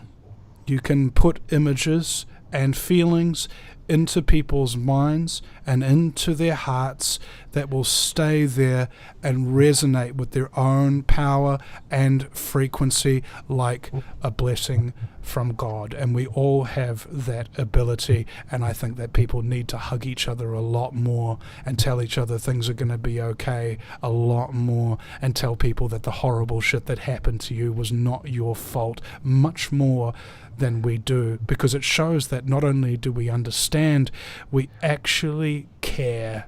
And people not caring, I think, is probably the main reason why people commit suicide, go into massive depressions that they don't ever get out of, is because they feel and know at the same time that there ain't anybody there who cares. And so if you're up against somebody who's in that state or whatever, you're the one with the obligation. You have to give them a hug. You have to tell them it's going to be okay, because they might not meet another person who has that ability before they kill themselves, and that's on you. Yeah, you're definitely a true empath. It's lovely. I mean, I think you still have to protect yourself, because you're also going to receive energy from those people. So I don't go around, well, I mean, I'm a single woman. I can't go around giving, random men 15-second hugs. It just wouldn't look right. But you do also, like, I'm very guarded physically, I guess you'd say, actually. And I know some of that is just from my childhood. Like, my mum never hugged us much. It was always very awkward and stuff. So I have that stuff to deal with. Without going into too much graphic detail. But I do also feel a person's energy quite strongly, and I don't want necessarily to have that exchange with everyone. Mm-hmm. I gotta be honest. I do I do feel like I don't know. I mean, gosh, it's something maybe I need to work on. I will tell you, I was working in Romania a couple of times when I was younger, over there, and I remember being in a hospital with children, orphans, babies, and as far as your eye can see, because all the wards had glass windows. Sorry, it's a digression, but all of those babies weren't touched. And the damage, oh my gosh, seriously, it did more damage than not being able to see, not being able to hear. That sense of touch is often like kind of like that's just touch. What's the other one? Oh yeah, touch. Like it's some thing on the end. At that stage of life, in that formative stage of life, if the baby wasn't touched, within a week it was already banging its head against the side of the crib. Because it couldn't roll yet, it would just find some way, just bang. And then by the time it's 3 months old, it's rocking like this. And then by the time it's a child, it's full rocking. Because I was working in orphanages where they were older, adults. And the whole lot of them, you'd walk in there and they're banging themselves against the wall. And you'd think you're in an asylum.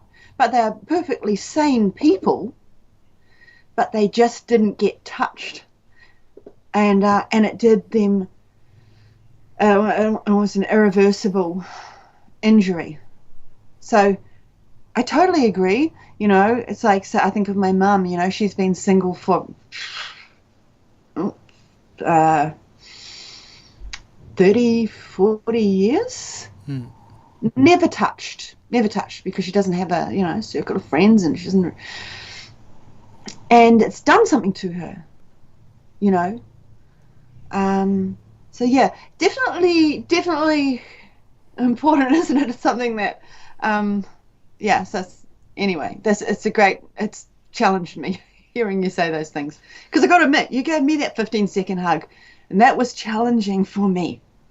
It was very challenging. Yeah. And yet, it felt great, and you feel different after one, right? And that was the whole point, particularly with doing it with other people, is that you have, I think, energy contained within us that balances out when we hold space for others, kind of thing. And it's it's not really in a very hippy dippy way for me. It's just a straight up physiological. This is what happens when you're with someone, and these are the scans of your hormones that cause depression afterwards are way down. Right, is just that simple. Yeah. And I think what happens is people want to help everybody, but they should realize that they cannot, and that sometimes they don't need to. Right? It's not like everything in the world is your frickin' problem. You didn't cause all the problems in the world, sweetheart. You're not out there to fix them all. That's not your responsibility. All we can do is all we can do. And if you are living your life doing what you know to be right, you are fulfilling your responsibility to the entirety of creation, to the entirety of humanity, and to all of mankind's collective consciousness that make us feel good or bad. And there are those who take responsibility for doing bad things and go and heal those people that they've hurt. Like in Alcoholics Anonymous, you're supposed to apologize to the people that you've hurt throughout your alcohol-fueled days in order to close those rifts. Every time we commit an act against God or against other people, it creates a microchasm, all right? Not sarcasm, it's much, much larger than that, but a little chasm that you need to cross, and it's all personal, right? I think it was strange is that trying to take on other people's pain, that's hard. Trying to sit there with your own pain and process that's much harder. All right? It's actually harder to process your own crap than it is to hear somebody else's crap and help them with it. Why? The South Americans have a saying, a story, an archetype, a character. They're called the wounded healer. Sometimes in life, you will suffer wounds so great that you will not have the ability by yourself to claw your way back to health and to feeling at peace until you find somebody who has suffered similar wounds who can help you. It's the whole story. He was called the wounded healer. I think a lot of religions have that, but I believe it's supposed to be that for each other. But it's like everything, there is a balance. Balance is always important. It's like when you're a parent, there's time for cuddles and there's a time for tough love as well. So there is that balance, I guess. Indeed. Mm-hmm. Well, Samantha, that's the balance of the hour. What have we had you here for? I only wanted you for 60 minutes, but I've had you for an hour and a half, and I am very, very an hour and a quarter because I was late, as always. Oh, no, I'm looking at the Skype call. Yeah. So you were late, but then you stayed over time, and I am overjoyed in that thing. And also, I want to. Somebody in the chat room here has given me a couple of super chats. By the way, guys, you can now give the Vinny Eastwood show money when you're watching it on YouTube with a little super chats and like $5 here, $10 there, $500 over there. It'd be great, ladies and gentlemen. Just support the show and do those super chats and things. And for those of you who can subscribe on Twitch, that'd be great as well. Because conversations like this, you may not have a conversation to the level that Samantha and I can just have this one here. We've gone to so many ways. We've talked about the truth movement. We've talked about a healing society. We've talked about caring about each other. We've talked about empathy and consciousness and just riffing like musicians do to create music that neither of us could create on our own. That is what we call a conversation. It's not an interview on this show, ladies and gentlemen.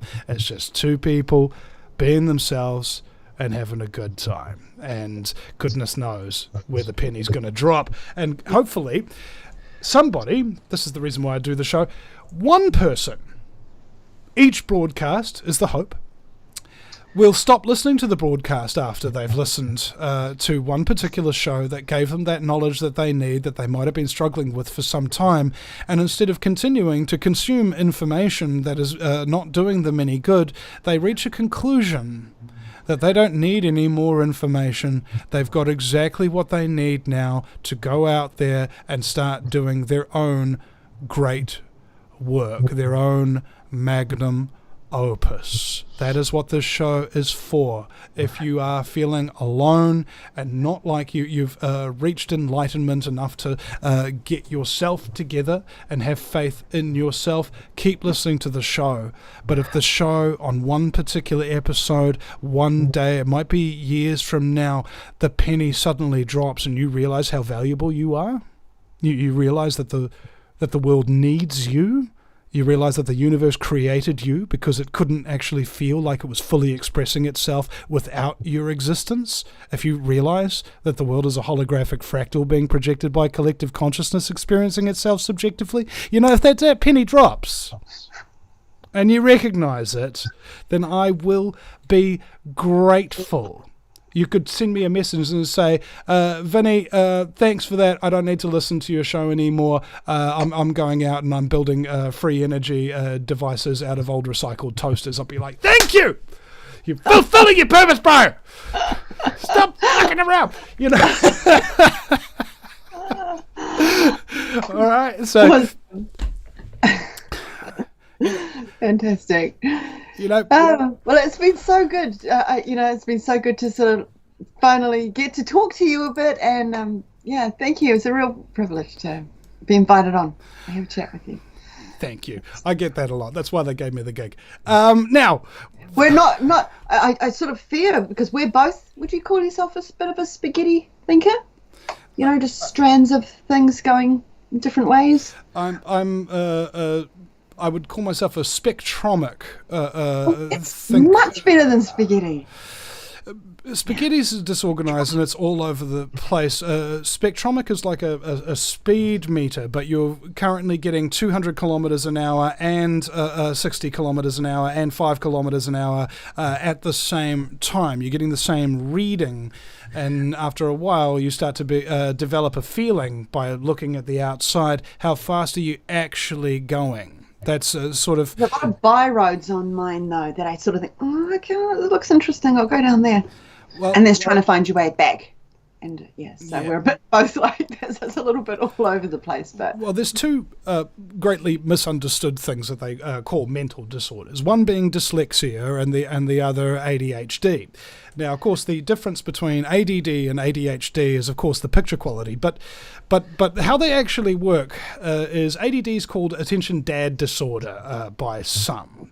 And ostensibly what happens is if you go to business school and you go to a school guidance counselor, they will tell you two different things. School guidance counselor will have a look at all your character attributes and they'll say you've got ADHD. Business school will take a look at all your attributes and say that you're an entrepreneur. Okay? What they do is they try to tell you that you've got a mental illness, that there's something wrong with you, that you're not good enough, and that we understand, and all you need to do is take mind-altering substances for us for the rest of our life at great cost to yourself, as well as the ability to melt your brain, but then everything will be fine, because we're professionals, we've got qualifications and shit. You know, it's not the fact that you actually think in ways that I don't and can't understand in a way that is so much better and more creative than all the things that I do. It's not because you do that, no, it's because there's something wrong with you, you know. It's just, dude, okay, if you can think about 11 different things simultaneously and appear to be very quick, like a Jedi with their reflexes and things like that, but you're just doing it with words, or you're doing it with ideas, you're doing it with inventions or whatever, that doesn't mean you've got a mental illness, okay? That means that you're a prime contributory of consciousness to society and all the inventions that you can come up with and all the problems that you can solve. They're trying to disable you by telling you there's something wrong with you because your very existence threatens their very existence. They're focused on reductionism and hierarchy and doing everything in the correct order and stuff like that. It's like, no, that's not how reality works. Shit just happens, okay? And I love being that piece of shit. Now, the other, yeah, and the other here, that's ADHD. The other is dyslexia, and you know who the best journalists in the world. The best historians in the world can barely even spell their own name because they're dyslexic as hell. What is dyslexia? Well, have a look at a Rubik's Cube. You can only see one side at a time, can't you? Somebody with dyslexia can see all of the sides from all of the angles simultaneously just by looking at it once. This is why... Fantastic. I love it. This is why they make such great journalists. This is why they make such great historians, because when they're reading the information, they're not reading the information. They're reading the context, the position, the relationship that all of these different things have. So when you've got a dyslexic who's working with an ADHD, and both of those people are in their power, and they know that they're really good at what they do, and they have faith in themselves, and they have faith in each other. That's where the greatest companies, that's where the greatest inventions, that's where the greatest social movements basically come from. People who other people think are mentally ill being exactly as mentally ill as they want to be, and do it better than anybody. All right? So, ladies and gentlemen, anybody ever tell you got a frickin' disorder or something like that, it's probably because they're an idiot. Okay, it's probably because they're a loser. It's probably because they don't actually understand what they're talking about. It's probably because you've got value that they can't measure with their own life's yardstick. Period. Okay? You are the music makers, you are the dreamers, and you are the ones who build the world and all the things that people in it actually value in their life.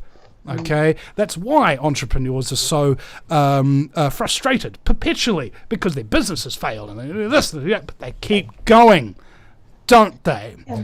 And I'd say the same thing with, I'm not sure if it's ADHD or ADD, I'm not sure, but a lot of them, they're brilliant geniuses, creative geniuses, and so they get hyperstimulated by things. And so that has more of an effect on them than it would for other people. And so then it gets labelled an illness. But it's not an illness. It's not. It's a beautiful eccentricity. You know, I love it. I just love seeing those things, quirks, eccentricities, yeah. Because they're not boring people. They always do interesting, funny, and wonderful things. And they don't appear to be, like, totally regimented in the way that they do these things. And yet, they accomplish it nonetheless. Yeah. All right. So, darling, oh my goodness, darling, you are such a wonderful person, and we love you, and we're very glad that Infinite Expression has chosen to embody your form in order to come here on the Vinny Eastwood Show today. Thank you so much. I thought you were off somewhere. Yeah, well, look, I've got to admit, when I first came out with the Brian Tamaki thing, because I was like trying to incorporate a bit of comedy, because it's such a heavy, ugly subject, and this guy was the heart of the freedom movement. So I used some sarcasm in there, and I used some comedy. And people said, "It's not funny. Are you autistic?" You know? And I'm like, no. But yeah, it's yes, embrace ourselves. Yeah, I do. I look at myself in the mirror and have a laugh. I make a joke to myself. Probably shouldn't say that. And I will think I'm crazy, but yeah, you know. I do the same thing. Like I was cleaning up the alcohol bottles and stuff like that. I get up real early, so I'm the first person to start cleaning up the party. And I'm sitting there cleaning this stuff up, and all of a sudden something will come into my head, and you know, like, it's just, I don't know where it comes from, but it makes me feel alive, and I'm quite happy because I don't have to hurt anybody or damage anybody's private property in order to do it. Yeah, it's going. What's wrong with, you know, being friends with yourself? It's a good thing. Yeah. Anyway, I've got to let you go, because otherwise we'll carry on all day. Indeed. And as apropos timing as well, because I do need to take a wiki leak, and I don't need to use my Assange though. But regardless, we must encourage. We must encourage ladies and gentlemen to go to patreon.com/Vinny Eastwood Show.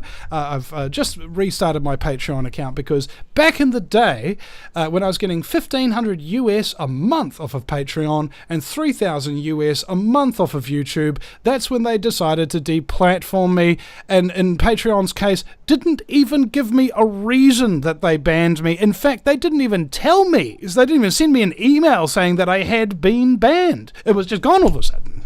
Okay, so we're going to try and build that back up again, because honestly, there are so many people in this world that need to be helped, and not all of them I can get on the Skype. They need to be traveled to, and because conversations like this, I think, are probably the most important in existence. And I'm not tooting my own horn here. I'm just saying that in my personal experience, having wonderful conversations with enlightened people who've been through a lot, who do something about it for mankind, are the best conversations you can have, because they're the best people that there are. And if you think that this show holds value, if this has helped you in any way or might help somebody you know, please hit that like button, hit the share button, tell people about the Vinny Eastwood Show, tell them how bad the jokes are, and then hopefully, there are no guarantees in life, but hopefully they may sit down and actually find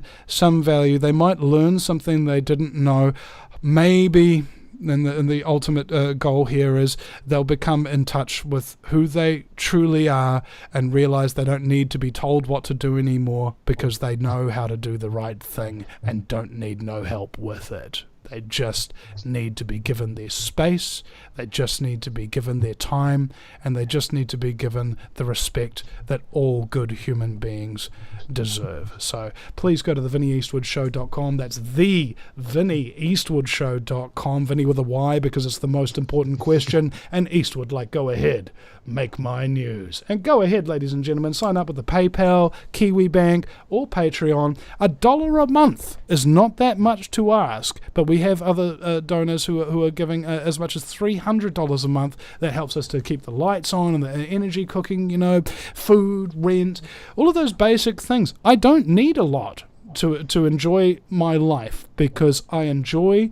my work, and I am grateful to each and every one of you that contributes so much as 12 cents to keep this show on the air, to keep me housed and fed, so I can continue to do what I do, helping those people who often aren't listened to be heard.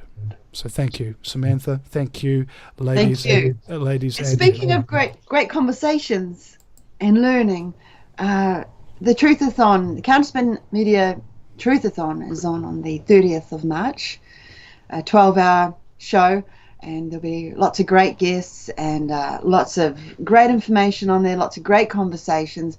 Calvin, as you know, has just returned from Russia, from the Russophile conference, so he met some amazing people, and there's a lot of really great stuff that he wants to impart. And 30th of March over on Counterspin. On counterspinmedia.com, ladies and gentlemen. 12 p.m. to 12 a.m. So lunchtime to midnight, Truthathon. So. Wow, that's going to be great. It's the first, it's the second marathon that they've done, other than the coverage down at the protest. You remember that at Wellington? Man, what great coverage! I was like, thank you, Counterspin Media, for existing. I was oblivious to it. I was working for AFIPN, Australian group. I was oblivious to it, but that's just me. I'm just in my own world. So. Oh well, I mostly was. They're fantastic. I was mostly just grateful for it because I was banned from doing it. I was banned from protesting, banned from broadcasting, banned from accessing the internet, and so I was. In fact, man, I think I'm about to cry. Actually, I was really sad that I wasn't able to go down there and be with my peeps, and stuff like that. I didn't know that. Yeah, and so and because almost everybody, in fact, I know Billy wasn't there. So was that with that? Yeah. Right. So everybody who's anybody in the truth movement, except Billy and I, the whole country, anybody who was into truth of any kind went to Wellington at least once for a day or something like that, except Billy and I. And I felt very left out, because I see this camaraderie that everybody has, and I felt like an island alone, and that was probably the most depressing time in my life that I've ever had or ever will have, just knowing what I could contribute and not being allowed to. So this is the main lesson, ladies and gentlemen, when it comes to dealing with the legal system. Don't get caught, okay, bro? Like. Oh, absolutely. You gotta. We have to. I've actually. Sorry, carry on. You keep reminding me of something. I was just talking with Mark Steele, and he was talking about. He took, someone that he's done a certain thing several times. He's got friends that do certain things, something to do with 5G. Another woman went and did it. Now she's in prison. And he's like, he's saying, we've got to spend some time learning how to, do things without getting caught, without staying on the right side of the law. Basically, you can still just achieve as much. Yeah. Anyway, that's total digression. So. No, well, and yet totally appropriate. And that's what the Vinny Eastwood Show is all about. Tangents. You don't know where they're going, but eventually everything comes back again. I got 1,000 more just ready to go. So I'll just... Okay. Well, actually, what we will do is we'll get you to start your own show, and so that you're broadcasting regularly, so that you can actually have that time to interview these people and talk and just get it off your chest and what have you. Because I think having a show is therapy for the host. All right, and sometimes those shows are actually therapy for the guest, but to a large degree, the one thing that really everybody in the truth movement ultimately hates is not having anybody listen to them when they're telling the truth. And so if you, ladies and gentlemen, if you're out there and you want to start a show, if you're like, no, I don't want to listen to Vinny anymore, I want to listen to Vinny and do what he tells me to do and start my own show and start interviewing all these cool guests and stuff like that he's had on. It's as simple as taking about maybe 4 hours to set it all up for you and then emailing your guest. That's all it is. I don't teach you with any jargon. You won't know any technical terms. All you'll know is point at this, click at that, and then all of a sudden you're ready to broadcast. All right? And you're like, man, that was so simple. And I was like, I know, it took me 10 years to do it without any help. And now I can do it for you in about 4 hours. Get you your website, get you your social media, get you your broadcasting platforms, get you your audio editing software and all of that kind of stuff. All right? It's like handing somebody a nuclear weapon that is capable of producing truth instead of radiation. Right? Yeah, fantastic. All right, so workshop or something. Yeah, come to Vinny Eastwood, ladies and gentlemen. Go to the contact page on the VinnyEastwoodShow.com. Tell them that you need some tutoring and make a donation, and we will endeavour to get you set up and running and away laughing as quickly as humanly possible, so you don't need to think about it anymore. You can just do it. Okay, yeah. Nike was right. They had the right idea, man. Honestly, we spend too much time planning, too much time thinking, and we don't spend enough time actually doing things. Okay? And don't be afraid of failure. Failure is the greatest teacher. I've always said for a long time that the greatest lessons in life will be those that cost you the most. So, if you want to have an incredibly painful experience of having Vinny Eastwood tutor you and set your stuff up, go to the VinnyEastwoodShow.com to the contact page, and we will get you set up so that you can do it, so that you don't need me or anybody else to help you ever again. And that you're free and you can have a whole new career talking with enlightening people about amazing things and helping the listening audience to experience that wonderful sensation of not being alone. That is my gift, ladies and gentlemen, and you can purchase it for a limited time. All right, now. I'm looking forward to Counterspin Radio because my show that I wanted to do with it, when we were discussing it, was I just wanted to do talkback because I wanted people to have the opportunity to talk, because that's when we start to rise up. That's when we start to raise our vibration across the nation, not just listening to other people, but feeling heard and, just so empowering. So I'm looking forward to that. It's going to be good. Indeed. And although I was the first to do all of this radio and video and did you do radio as well? Oh yeah, I was given my first radio show in, I believe, 2009, where I was co-hosting with an American host, and then they fired that host and gave me the gig.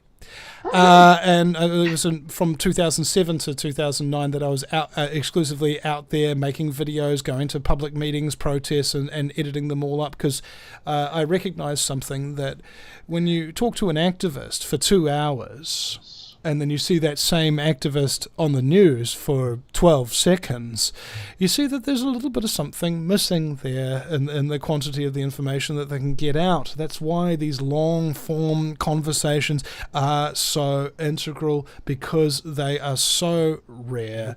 And I think that most people who devote their lives to the betterment of mankind are very good at talking, and they're very good at sharing their knowledge. You just have to be willing to give them a platform and to sit there and, as a talk radio show host, this might sound ironic, use your mouth half as much as you do your ears. I love that idea, because I never know what to say anyway. So it'd be great. Talk back. I can just say, "What do you think?" Yeah. The two greatest words when you're stuck in a talk radio show, when you're with your guests, is just say this: "Please continue." Yeah, that's good. Okay, I'll remember that. Indeed. That and many more tips available at the VinnyEastwoodShow.com. Thank you very much, ladies, gentlemen. and hermaphrodites. My fellow slaves of the global plantation, the Vinny Eastwood show is bad news.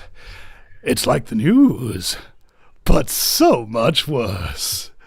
It's the lighter side of genocide. Just because we're being exterminated doesn't mean we can't enjoy it. Otherwise, what's the point of being killed? I ain't gonna be killed. The Vinny Eastwood show, with the only thing worse than living in a high-tech global police state run by child trafficking Satanists, is Vinny's jokes. Yeah. Yeah.